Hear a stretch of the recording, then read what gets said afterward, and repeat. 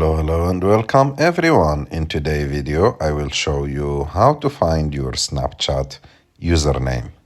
To do this it's very easy. You have just to go to the Snapchat app, open it, and after that go and click on your avatar picture on the top left of the screen.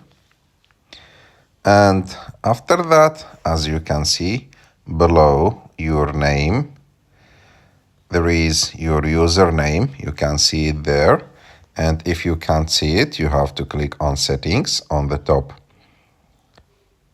right of the screen.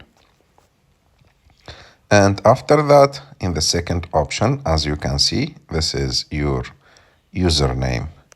You can use it to send it to someone, to find you in the app or something like that.